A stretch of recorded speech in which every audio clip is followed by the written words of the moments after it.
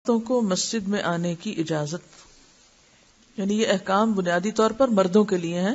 نماز باجماعت مردوں پہ لازم ہے، بعض کے نزدیک واجب ہے، بعض کے نزدیک فرض عین ہے، بعض علماء فرض کفایہ کہتے ہیں اور بعض اس کو سنت مؤکدہ کہتے ہیں. لیکن کوئی بھی اس کو نفل کا درجہ نہیں دیتا کہ ٹھیک ہے کوئی پڑھے تو پڑھے، نہیں پڑھتا تو کوئی بات نہیں. لیکن عورتوں کے لیے اس میں کیا حکم ہے؟ رسول اللہ صلی اللہ علیہ وسلم نے فرمایا، جب تمہاری عورت مسجد کی طرف جانے کی اجازت مانگے تو اسے ہرگز منع نہ کرو. یعنی عورتوں کے لیے نہ فرض ہے، نہ سنت ہے، نہ نفل ہے. لیکن اگر کوئی عورت اللہ کے گھر میں آنے کی اجازت مانگے تو اللہ کا گھر اس پہ بند نہ کیا جائے، شوہر اس کو روکے مت. حضرت ابن عمر رضی اللہ عنہ سے روایت ہے کہ نبی اکرم صلی اللہ علیہ وسلم نے فرمایا، تم اپنی عورتوں کو مسجد میں آنے سے منع نہ کرو اگرچہ ان کے گھر ان کے لیے بہتر ہیں. یعنی ساتھ ہی یہ بھی عورتوں کو بتا دیا گیا کہ گھر میں نماز پڑھنا زیادہ اچھا ہے.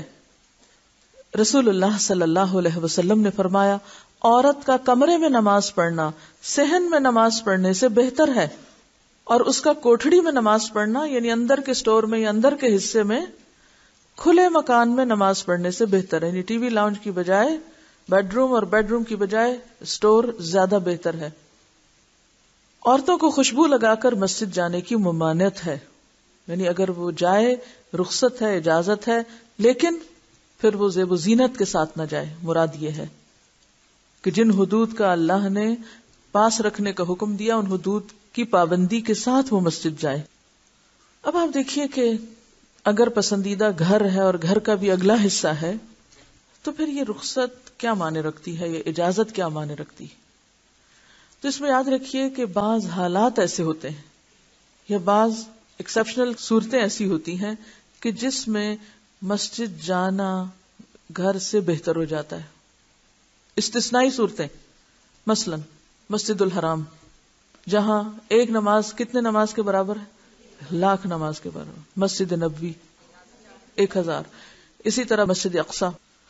اب آپ دیکھیے، اب آپ یہاں سے مکہ تو چلے جائیں اور ہوٹل میں نماز پڑھ لیں لیکن مسجد نہ جائیں، تو جو لوگ کہتے ہیں نا نہیں ہوٹل میں ہی پڑھ لیں یا جو جگہ بھی انہوں نے لی وہاں پڑھ لیں، تو بات یہ ہے کہ ہوٹل بہتر ہے یا مسجد بہتر ہے؟ اگر دو میں آپ کمپیریزن کریں تو ہوٹل اور مسجد میں کریں نا، وہاں آپ کا اپنا گھر تھوڑی ہے.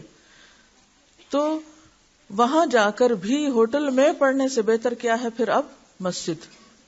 دوسری بات، رمضان کا موقع ہے، اب آپ کو قرآن حفظ نہیں، آپ کے محلے میں آپ کے قریب ویسینٹی میں ایسی مسجد ہے جہاں اہتمام ہے، اور یہ بھی آپ کو معلوم ہے کہ جب بہت سارے لوگ اکٹھے ہو کے نماز پڑھتے ہیں تو اس کے اپنے فائدے بھی ہیں. تو اگر کبھی عورت اپنے گھر کی ذمہ داریوں سے فارغ ہے اور وہ وہاں جا کر پڑھنا چاہتی ہے نماز تو پڑھ سکتی ہے. تیسری چیز، بعض ایسے ممالک ہیں جہاں گھروں میں مسجد سے اذان کی کوئی آواز نہیں آتی، جہاں کا پورا ماحول ایک غیر اسلامی ماحول ہے. وہاں آپ کو مسلمانوں کی اجتماعیت بھی کہیں نہیں ملتی، وہ کوئی مسلمان کہیں رہتا، کوئی کہیں رہتا، کوئی کہیں رہتا، کوئی قریب مسجد نہیں. اب اگر مسلمان گھرانوں میں خواتین موجود ہیں اور وہ سال ہا سال اذان نہیں سنتی، سال ہا سال مسلمانوں کی اجتماعیت کو نہیں دیکھتی، تو ان کی حالت کیا ہوگی؟